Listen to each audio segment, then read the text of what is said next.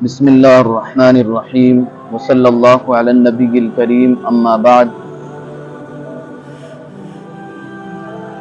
ومن الناس من يقول آمنا باللہ وبالیوم الآخر وما هم بمؤمنین۔ اس آیت کریمہ سے سورۃ البقرہ کا دوسرا رکوع شروع ہو رہا ہے۔ پہلا رکوع 2 نشستوں میں مکمل ہوا ہے، یہ دوسرا رکوع شروع ہو رہا ہے۔ جیسے گزشتہ مجلس میں بھی عرض کیا گیا تھا کہ سورۃ البقرہ کی ابتدائی آیات میں اللہ پاک نے اولاً قرآن مجید کی تعریف کی، قرآن مجید کو معیار ہدایت ہونا، قرآن کریم کو ہدایت کا ذریعہ بتایا، اور اس کے بعد 3 قسم کے لوگوں کا ذکر فرمایا۔ پہلے قسم کے لوگ جو اللہ رب العزت کی نظر میں منتخب ہے، پسندیدہ ہے، ان کو قرآن کریم نے متقین کے لقب سے پکارا، متقین سے یاد کیا۔ اور پھر 2 قسم کے وہ بدبخت لوگ ہیں جنہوں نے قرآن کریم کا انکار کیا، قرآن کریم کے سامنے اپنا عناد اور بغض پیش کیا، جس میں سے پہلے گروہ کو اللہ رب العزت نے اور قرآن کریم نے کافر کہا، ان الذین کفروا سے۔ اور آج جو تیسرا طبقہ ہے، تیسری جماعت ہے اور تیسرا گروہ ہے، منافقین، اس کا ذکر کیا ہے اس رکوع کے اندر۔ قریباً 13-14 آیات ہیں جس میں اللہ پاک نے ان منافقین کی بدبختی کو بیان فرمایا، ان کی شیطانیوں کو، ان کی سرکشیوں کو اور ان کی بدماشیوں کو بھی ذکر فرمایا، اور اس کے بدلے میں انہیں کیا سزائیں ملے گی اس کا بھی اجمالاً اللہ پاک نے ذکر فرمایا۔ وَمِنَ النَّاسِ مَن يَقُولُ، اور لوگوں میں سے کچھ لوگ وہ ہیں جو کہتے ہیں، کیا کہتے ہیں؟ آمنا باللہ وبالیوم الآخر، کہ ہم ایمان لے آئے ہیں، ہم ایمان لائے ہیں اللہ پر اور آخرت کے دن پر۔ کہتے تو یہ ہیں وما هم بمؤمنین، حالانکہ وہ ایمان والے نہیں ہیں۔ یعنی منافقین جو کہتے تو ہیں کہ ہم اللہ پر اور آخرت کے دن پر ایمان رکھتے ہیں، یقین رکھتے ہیں، لیکن حقیقت میں وہ ایمان والے نہیں ہیں، وہ اپنے اندر کفر کو چھپا رہے ہیں۔ ان کے اندر اتنی جرأت بھی نہیں ہے کہ وہ جو اپنے دلوں میں چھپی ہوئی چیز ہے اس کو ظاہر کر سکے۔ یہ اتنے بزدل ہیں کہ اپنے دلی عقیدت کو اور دلی بات کو بھی سامنے ظاہر نہیں کر سکتے۔ کیا مقصد تھا منافقین کا کہ وہ بیان نہیں کرتے تھے، اپنے کفر کو ظاہر نہیں کرتے تھے اور اپنے آپ کو مسلمان سمجھا کرتے تھے، مسلمان دکھاتے تھے لوگوں کو، مسلمانوں کے ساتھ نمازیں پڑھا کرتے تھے، سجدے کیا کرتے، روزے رکھا کرتے تھے۔ تو اس کی وجہ کیا ہے؟ اس کی وجہ دنیاوی مقاصد، دنیاوی اغراض، تاکہ جو مسلمانوں کو نبی علیہ الصلوۃ والسلام کی طرف سے انعامات ملتے ہیں، کیونکہ مدینہ المنورہ میں مسلمانوں کی تعداد بڑھ چکی تھی اور مسلمانوں کی اکثریت تھی، تو جو اکثریت کے حقوق ہوتے ہیں وہ ہمیں ملنے لگ جائے۔ ایسے ہی جہاد وغیرہ کے موقع پر جو مال غنیمت ملتا تھا اس میں بھی ہمیں حصہ ملنا شروع ہو جائے۔ اس وجہ سے اور بھی دیگر مقاصد تھے کہ مسلمانوں کا غلبہ ہوا ہے، اور جو کھلا کافر ہیں، یہود و نصارہ ہے، وہ مسلمانوں سے برسر پیکار ہے، یعنی وہ میدان جنگ میں بلا رہے ہیں مسلمانوں کو۔ تو مسلمانوں کی اگر اکثریت ہے تو جیت مسلمانوں کی ہوگی، جس کے نتیجے میں غیر مسلمین اور کافر شکست خوردہ ہوں گے، مات پا جائیں گے، اور اس وجہ سے ہمیں بھی شکست مل جائے گی۔ اس سے بچنے کے لیے وہ ایمان والا اپنے آپ کو ظاہر کرتے تھے۔ بہرحال اللہ پاک نے پہلی آیت میں فرمایا وَمِنَ النَّاسِ مَن يَقُولُ، اور لوگوں میں سے کچھ لوگ وہ ہیں جو کہتے ہیں آمنا باللہ، ہم ایمان لائے اللہ پر، وبالیوم الآخر، اور آخرت کے دن پر، وما هم بمؤمنین، حالانکہ وہ ایمان والے نہیں ہیں۔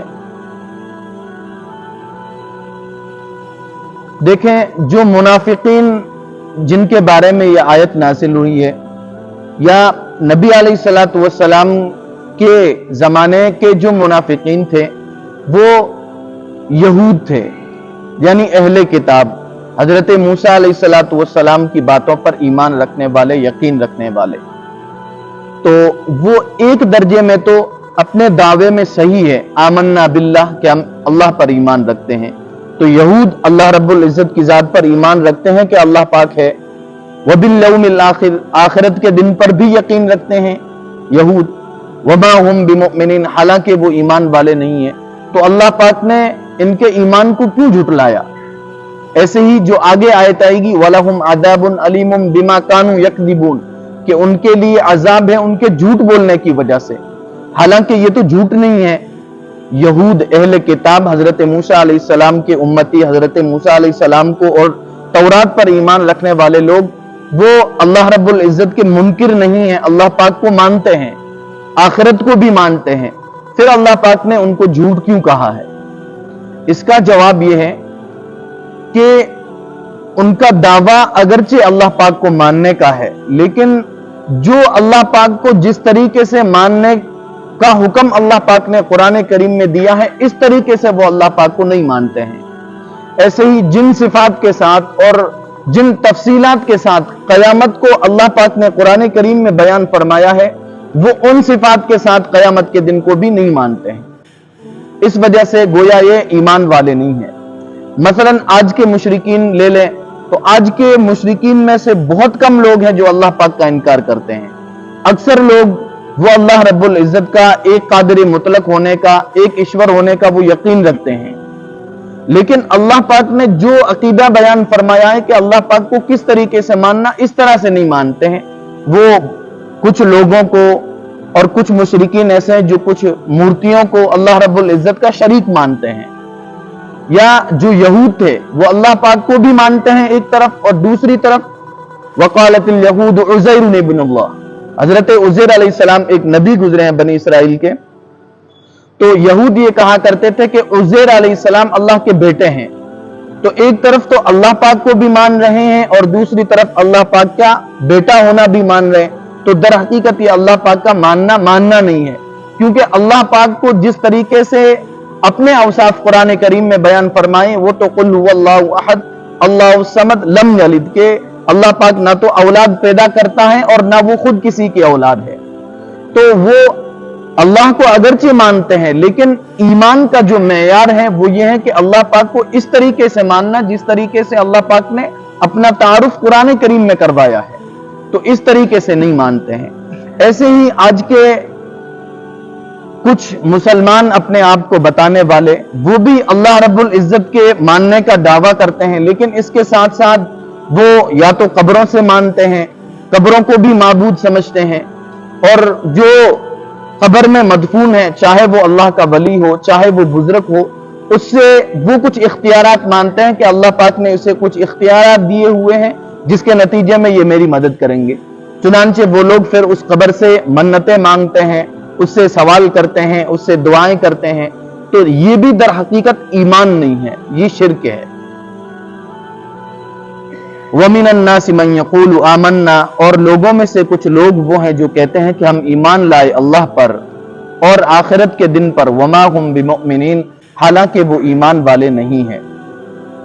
युखादिऊन अल्लाह वल्लज़ीना आमनू, वो धोखा दे रहे हैं अल्लाह को, दगाबाजी कर रहे हैं, फरेब कर रहे हैं अल्लाह के साथ, वल्लज़ीना आमनू, और ईमान वालों के साथ। वमा यख़दऊन इल्ला अनफुसहुम, दर हकीकत वो सिर्फ अपने आप को धोखा दे रहे हैं। वमा यशउरून, और वो इस बात को समझ नहीं रहे। यानी मुनाफिकीन ये समझते थे कि हम अपने आप को मुसलमान बता करके ईमान वालों को धोखा दे रहे हैं, और नबी अलैहिस्सलातु वस्सलाम को धोखा दे रहे हैं कि हमें ईमान वाला समझ करके जो जो हुकूक मुसलमानों के हैं वो सब हुकूक हमें मिल रहे हैं। तो हम ईमान वालों को धोखा दे रहे हैं, और ये धोखा दे करके वो खुश हुआ करते थे कि हम बहुत अच्छा काम कर रहे हैं कि ईमान वालों को हमने धोखा दे दिया।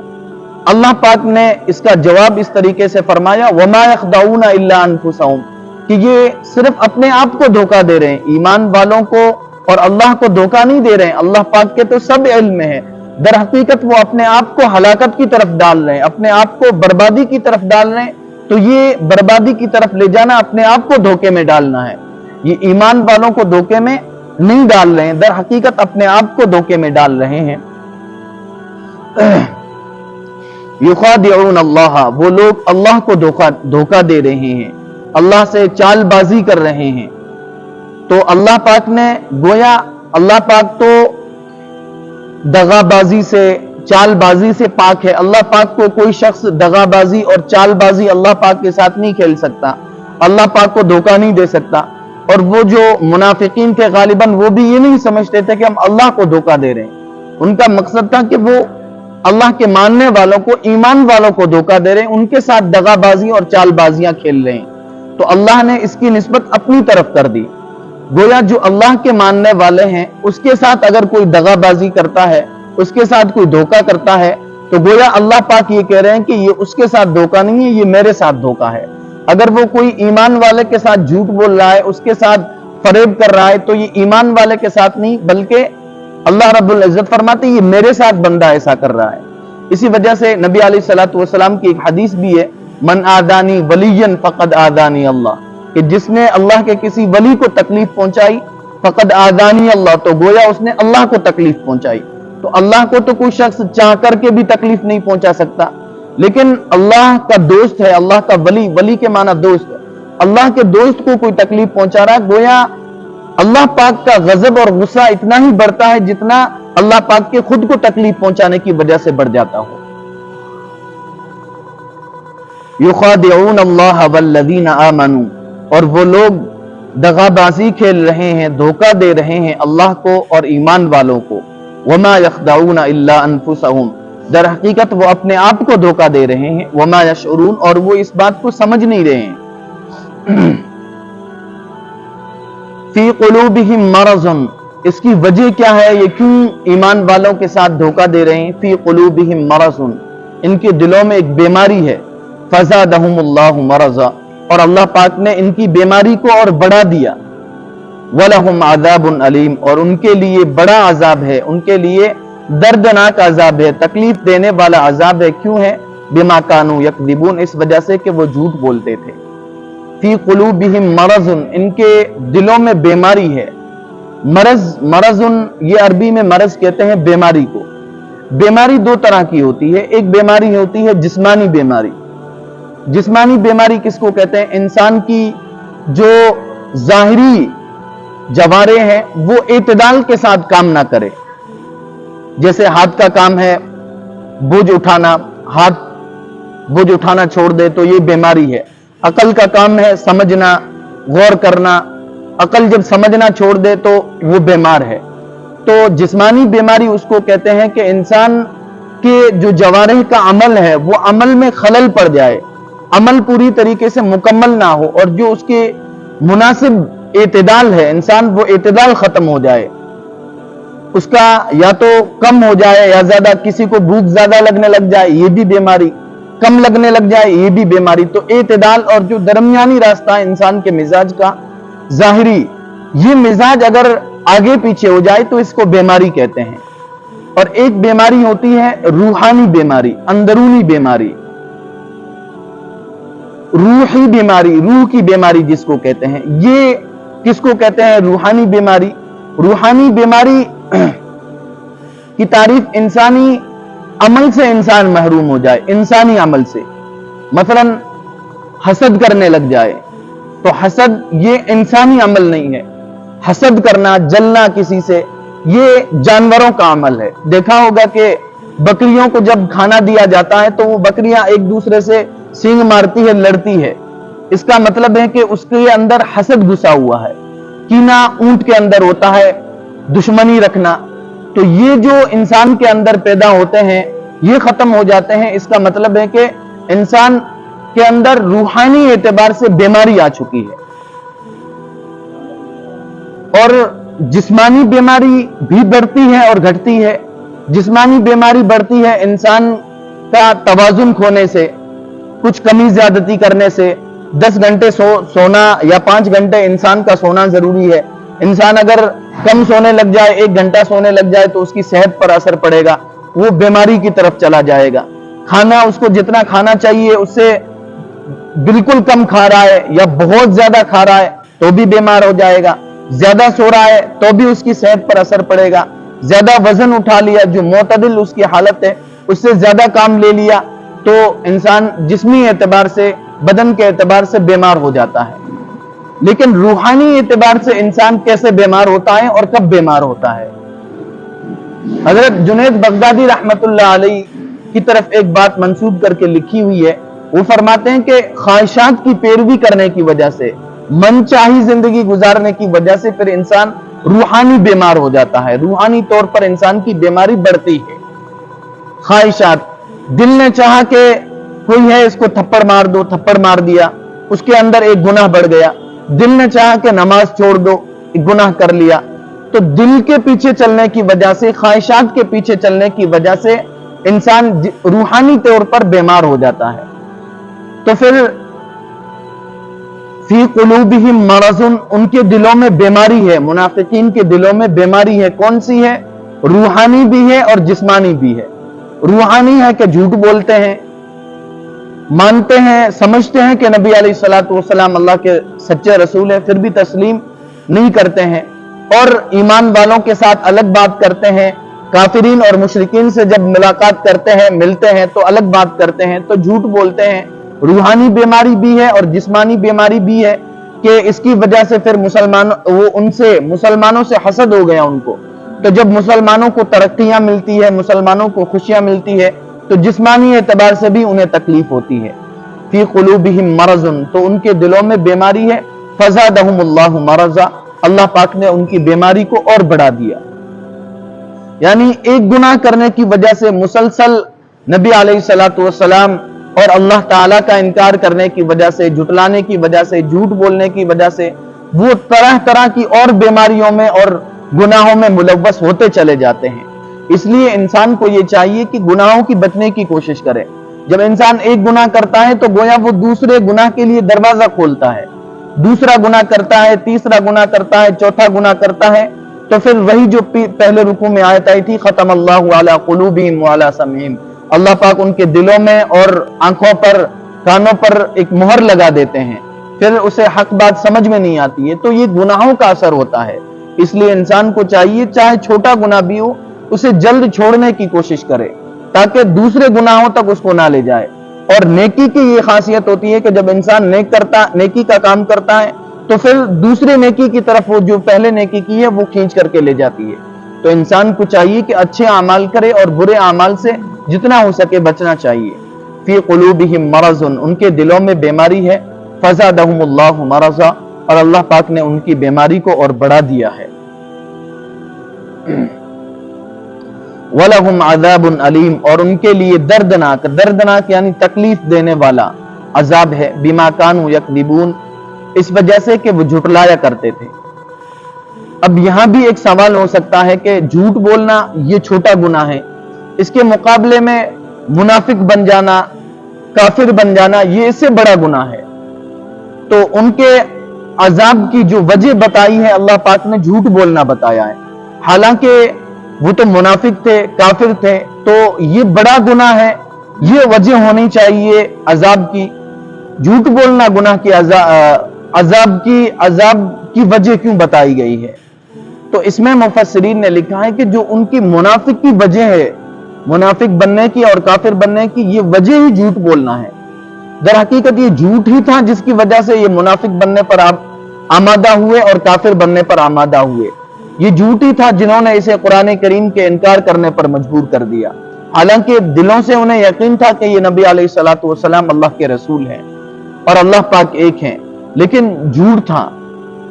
اس جھوٹ کی بنیاد نے، اس جھوٹ نے انہیں کفر اور منافقت تک لے جا کر کے چھوڑ دیا۔ تو یہ وجہ بیان کی ہے، وَلَهُمْ عَذَابٌ عَلِيمٌ، اور ان کے لیے تکلیف دینے والا عذاب ہے، بِمَا كَانُوا يَكْذِبُونَ، اس وجہ سے کہ وہ جھوٹ بولا کرتے تھے۔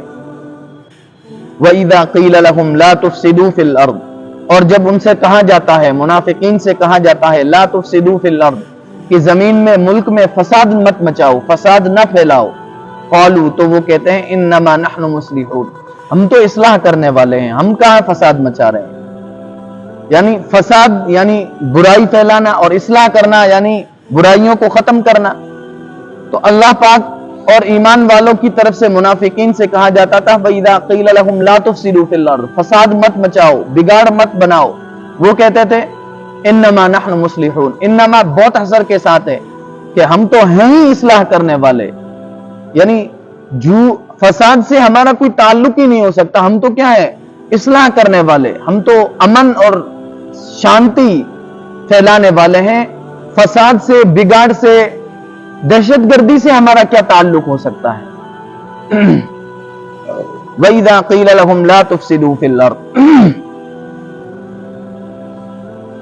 اور جب ان سے کہا جاتا ہے کہ زمین میں فساد نہ مچاؤ، تو وہ کہتے ہیں انما نحن مصلحون، کہ ہم تو ہیں ہی اصلاح کرنے والے، فساد کو ختم کرنے والے. لیکن اللہ پاک نے ان سے فساد کے جواب میں ان کا دعویٰ تھا کہ ہم اصلاح کرنے والے ہیں. اللہ پاک نے کہا کہ نہیں، تم فساد پھیلا رہے ہو. اس سے پتہ چل رہا ہے کہ محض زبانی دعووں کا کوئی اعتبار نہیں ہے. ان کا زبانی دعویٰ اگرچہ یہ تھا کہ ہم اصلاح کرنے والے ہیں، لیکن زبانی دعوے سے کام نہیں چلتا ہے. دیکھو، اصلاح اور فساد، اس کا کہاں تک کیا تعلق ہے؟ یہ اس کے زبان سے اس کا کوئی تعلق نہیں ہے. زبان سے چاہے انسان کچھ بھی بولے، فساد الگ چیز ہے، اصلاح الگ چیز ہے. فساد دو طرح کا ہوتا ہے. ایک فساد ظاہری ہوتا ہے، جیسے جھوٹ بولنا، مار دینا، کسی کا حق کھا جانا، چاقو مار دینا، قتل کر دینا، غارت کر دینا، ہلاک کر دینا، چوری کرنا، زنا کرنا. یہ ظاہری فساد ہے. سب انسان سمجھتے ہیں کہ یہ ظاہری فساد ہے. لیکن اس سے بھی جو بڑا فساد ہے وہ باطنی فساد ہے. جو اس سے بڑا ہے باطنی فساد، وہ ہے اخلاقی گراوٹ، اخلاقی اعتبار سے گر جانا. یہ اس سے بھی بڑی فساد ہے. کینہ، حسد، یہ دکھتا نہیں ہے، یہ فساد دکھتا نہیں ہے. چوری دکھتی ہے، چوری، قتل، یہ سب دکھتی ہے. ڈاکو بن جانا، یہ سب دکھتا ہے. لیکن حسد، بغض، کینہ، نفرت، یہ چیزیں دکھتی نہیں ہے. تو یہ اخلاق سے اس کا تعلق ہے. تو ایک تو فساد ہے ظاہری، ایک فساد ہے باطنی. ان لوگوں کا جو کہہ رہے تھے کہ ہم تو صرف اصلاح کرنے والے ہیں، فساد مچانے والے نہیں ہیں، تو ان کا مطلب تھا کہ ہم ظاہر میں نہ تو چوری کرتے ہیں، نہ قتل غارت گری کرتے ہیں، تو ہم کہاں سے فسادی بن گئے؟ ہم تو اصلاح کرنے والے ہیں. لیکن فساد ظاہری سے جو اندرون کا فساد ہے، حسد، کینہ، بغض، نفرت، یہ بہت بڑا ہے. اور جب تک یہ اندرون کا فساد ختم نہیں ہوگا، تب تک ظاہر اور باہر کا فساد ختم نہیں ہو سکتا. آج دنیا کی دیکھیں، اگر نظارہ کیجئے، ہر طرف سے دنیا کا تمدن، انسانی تمدن ترقی یافتہ ہے. پہلے تعلیم نہیں تھی، آج چھوٹے سے چھوٹے گاؤں کے اندر تعلیم کا انتظام ہے. چھوٹے سے چھوٹے گاؤں کے اندر پولیس چوکی ہے، عدالت کا نظام ہے، سب کچھ ہے. اور ہر حکومت، ہر سال، ہر ملک ان جرائم کو روکنے کے لیے، ان جو ظاہری فساد ہیں، ان کو روکنے کے لیے اربوں خربوں پیسے خرچ کرتے ہیں، روپے خرچ کرتے ہیں. جو ظاہری فساد ہے، قتل، چوری، ڈکیتی، ان کو روکنے کے لیے. لیکن اگر ہم دیکھتے ہیں تو یہ پہلے کے مقابلے میں اور زیادہ بڑھ گئے ہیں. کیوں بڑھے ہیں؟ حالانکہ ہونا یہ چاہیے تھا کہ روکنے والے، جب پولیس بڑی ہے، عدالتی نظام بڑا ہے، تعلیم بڑی ہے، پرورش بڑی ہے، تربیتیں بڑی ہیں، تو پھر جرائم کم ہونے چاہیے. حالانکہ دن بہ دن جرائم اور فسادات اور بڑھ رہے ہیں. اس کا مطلب یہ کہ فساد کو اگر روکنا ہے تو اندرونی فساد کو اور باطنی فساد کو روکنا پڑے گا. جب باطنی فساد ختم ہو جائے گا تو ظاہری فساد بالکل بھی ختم ہو جائے گا. ابتدائی اسلام میں ایسا ہی تھا کہ انسانوں کا اندرونی، ذہن ڈسٹرب ہو جاتا ہے، کوئی آگے پیچھے ہوتا ہے. انسان کا جب اندرونی فساد ختم ہو جاتا ہے تو ظاہر کا فساد خود بخود ختم ہو جاتا ہے.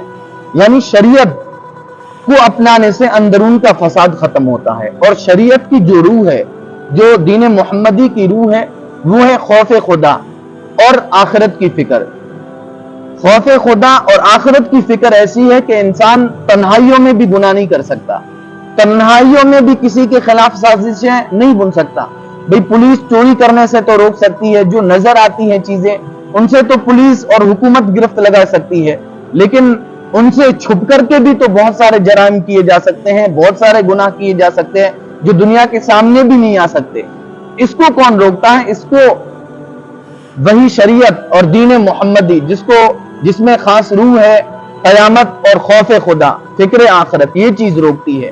اس لیے آج دنیا کے بڑے بڑے حکمران قانون سازی کر رہے ہیں، اس پر بہت سمجھ رہے ہیں کہ ہمیں جرائم کو کم کرنا چاہیے.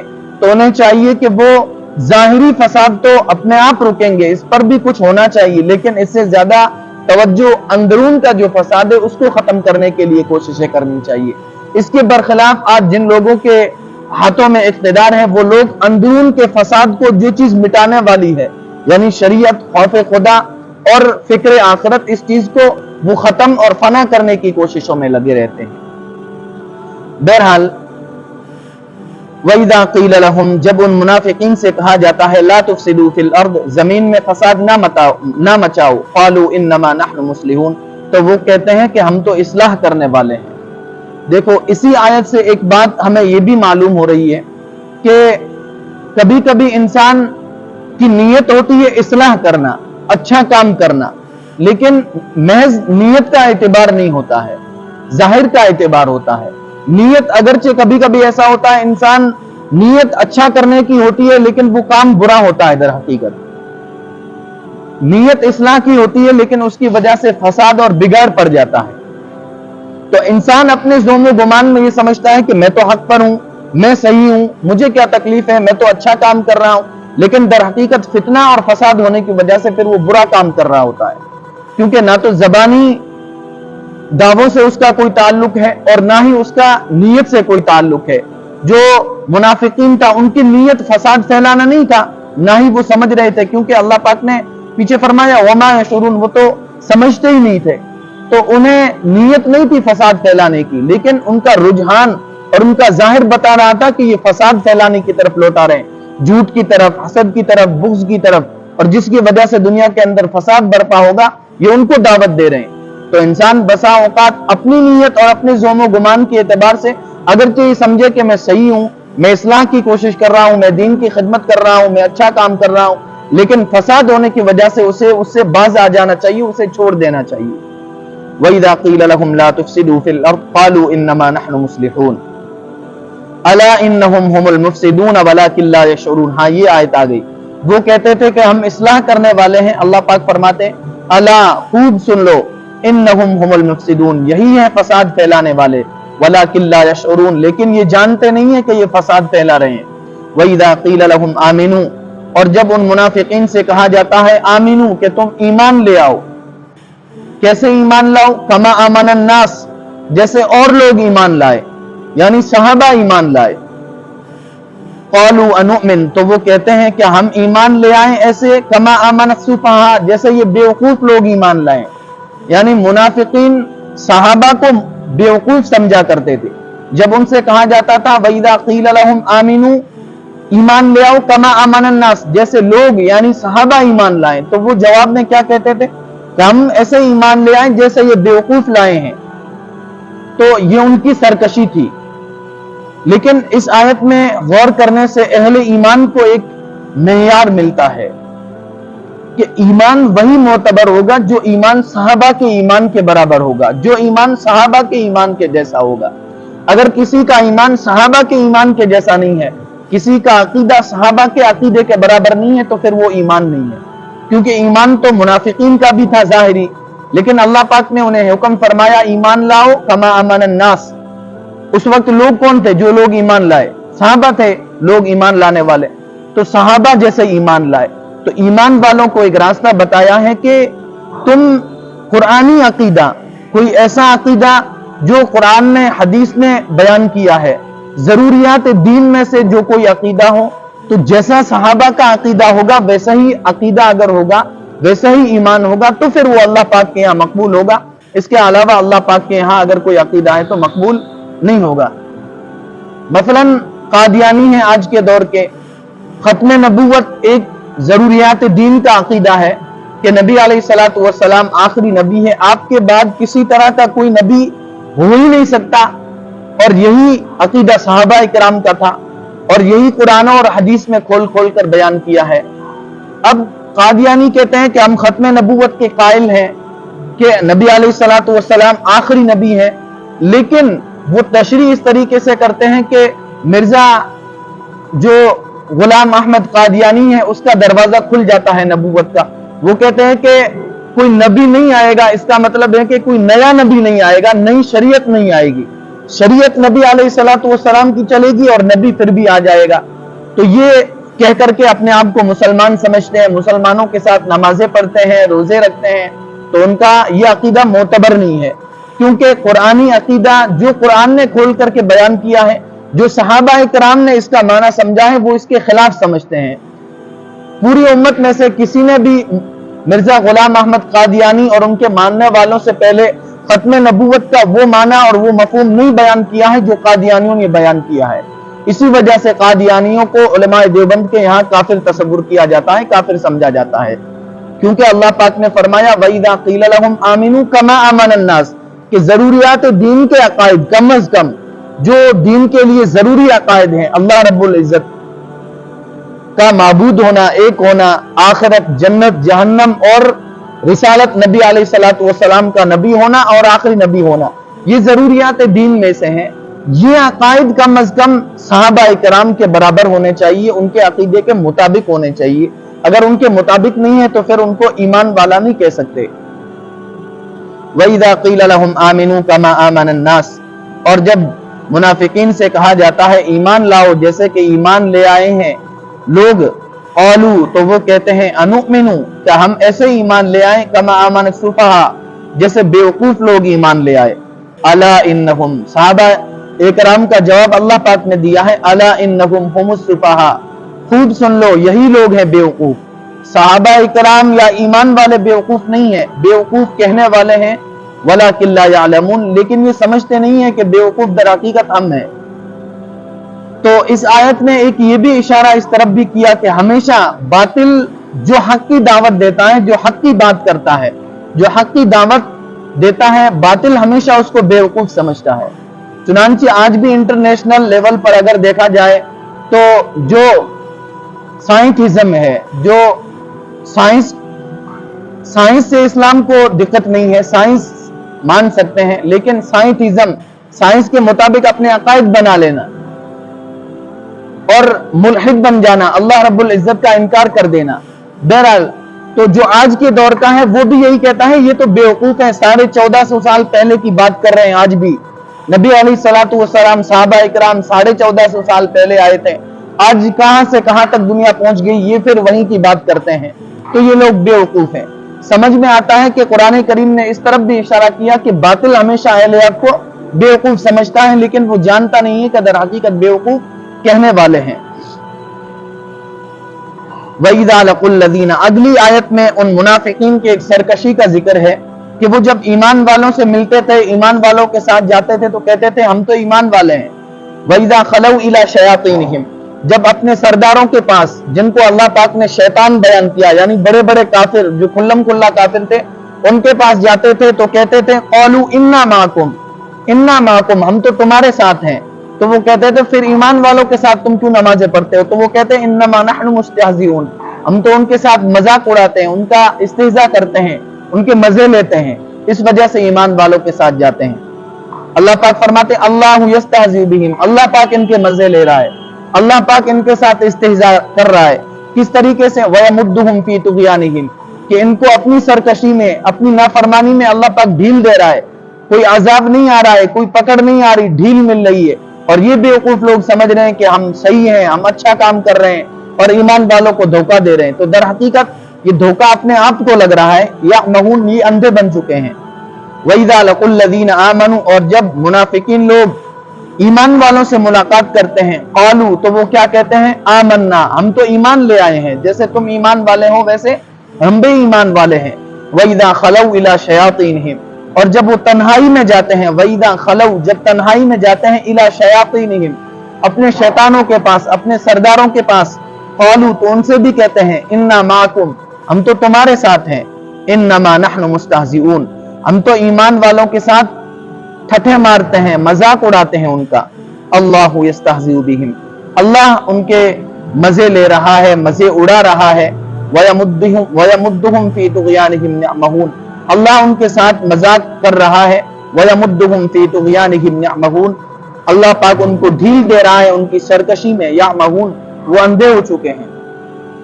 یہ اللہ پاک تو کسی کے ساتھ مذاق نہیں کرتا، کسی کے ٹھٹھے نہیں لے رہا، لیکن در حقیقت یہ ایمان والوں کے ساتھ اس طریقے سے کرتے ہیں، اللہ پاک ڈھیل دے رہے ہیں۔ تو اسی ڈیل کو اللہ پاک نے اپنے الفاظ میں یوں بیان فرمایا کہ میں ان کا مذاق اڑا رہا ہوں، میں ان کے ساتھ مذاق اڑا رہا ہوں، استہزاء کر رہا ہوں. یعنی اللہ پاک کو سب پتا ہے کہ یہ نافرمانیاں والے کاموں کی طرف بڑھ رہے ہیں، جہنم کی طرف بڑھ رہے ہیں، جو جو جہنم واجب ہونے والے اعمال ہو سکتے ہیں وہ سب کر رہے ہیں، اور ان کا ٹھکانہ یہ ہے، میں ان کو یہاں آنے کے بعد جنت میں پہنچا دوں گا. تو در حقیقت اللہ پاک کو ہنسی آ رہی ہوگی اس وقت، یعنی انسانی اعتبار سے اگر سمجھا جائے تو، کہ یہ اپنے آپ کو خوش خرم اور کامیاب سمجھتے ہیں، حالانکہ جا کدھر جا رہے ہیں؟ ناکامی کی طرف. جیسے دنیاوی مثال کی طرف ایک آگے کھندک کھودی ہوئی ہے، ایک انسان جا رہا ہے اس کی طرف خوش خرم کہ میں تو بہت اچھے علاقے میں جا رہا ہوں، آگے جا کر کے آباد ہو جاؤں گا، جنگل ہے، کھیتیاں ہیں، وہاں جا رہا ہوں، اور سب کو پتا ہے، دیکھنے والا اس کو کہہ رہا ہے کہ آگے آگ ہے، وہ خوش خوش جا ہی رہا ہے، تو اسے ہنسی آتی ہے. تو یہ ایک سمجھانے کا، انسانی دماغ کے قریب سمجھانے کا طریقہ ہے. اولئک الذین اشتروا الضلالۃ بالہدی، یہی منافقین لوگ ہیں جنہوں نے ضلالت کو ہدایت کے بدلے میں، گمراہی کو ہدایت کے بدلے میں خرید لیا ہے. یعنی چند دنیاوی مقاصد اور دنیاوی نفعوں کے خاطر انہوں نے گمراہی کو یعنی کفر کو خرید لیا ہے ہدایت کے بدلے میں.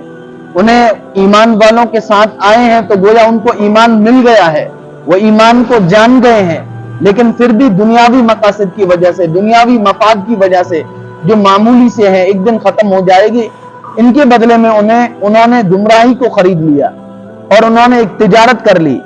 یعنی دنیا کے بدلے میں انہوں نے آخرت کے بدلے میں دنیا کو ترجیح دے دی. فما ربحت تجارتہم، ان کی تجارت نے ان کو نفع نہیں پہنچایا، بہت گھاٹے کا سودا کیا ہے انہوں نے. وما کانوا مہتدین، اور یہ ہدایت پر نہیں ہے.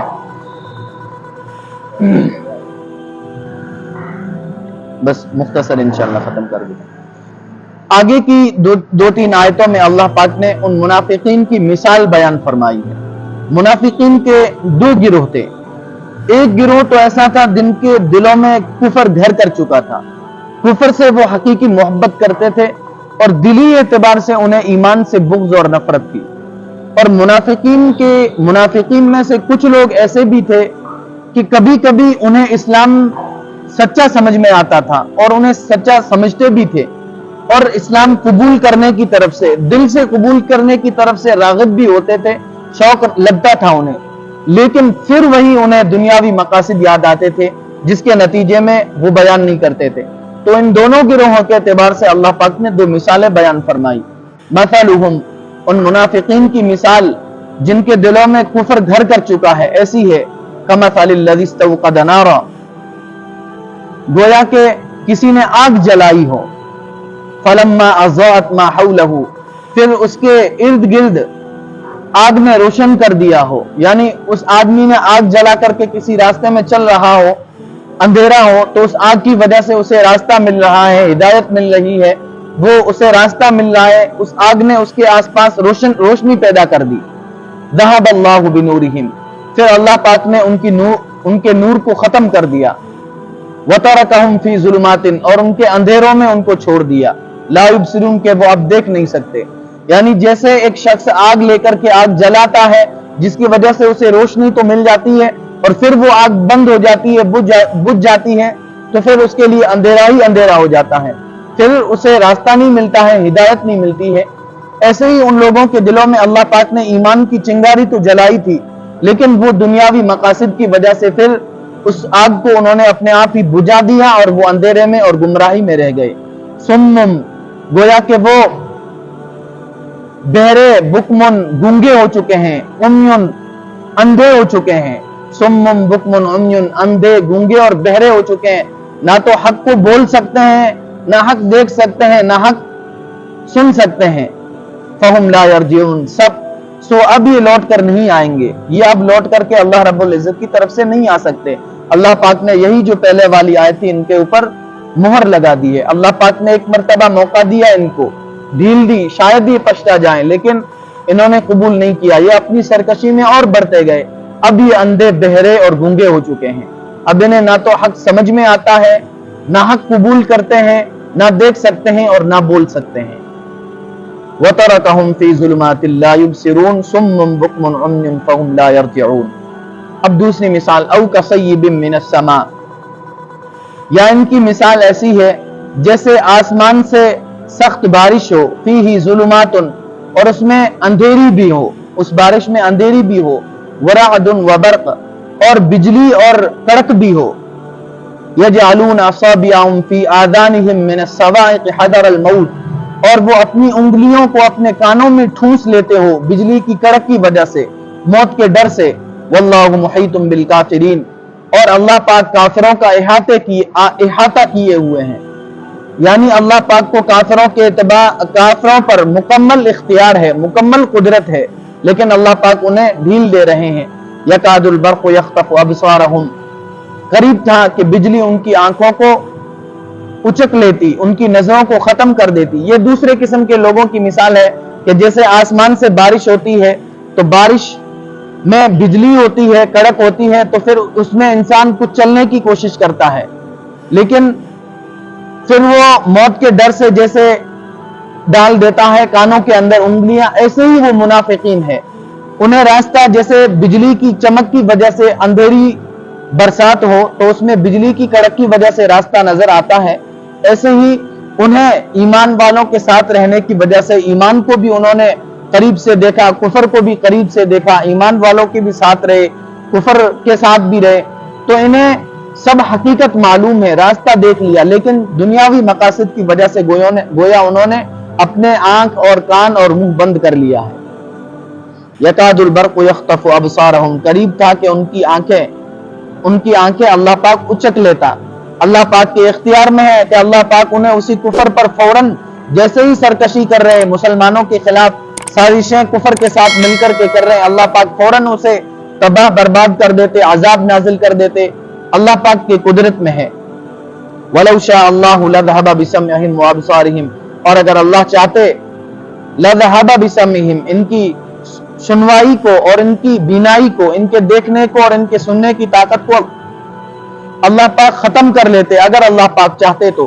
ان اللہ علی کل شیء قدیر، اللہ ہر چیز پر قادر ہے، لیکن پھر بھی اللہ پاک اس کو مہلت دے رہے ہیں، اس وجہ سے کہ ان کا انجام بد ہونا اللہ پاک کو معلوم ہے کہ ان کا انجام برا ہے، یہ آخر ایک دن میرے پاس آئیں گے اور ان کا حساب لینا میرے ذمہ ہے۔ اللہ پاک ان کو چھوٹ دے رہے ہیں، چھوٹ کو کبھی بھی کامیابی نہیں سمجھنی چاہیے، اس لیے انسان کو چاہیے کہ برے اعمال سے بچ کر کے اچھے اعمال کرنے کی کوشش کرے۔ اللہ پاک عمل کی توفیق نصیب فرمائے۔ وآخر دعوانا الحمدللہ۔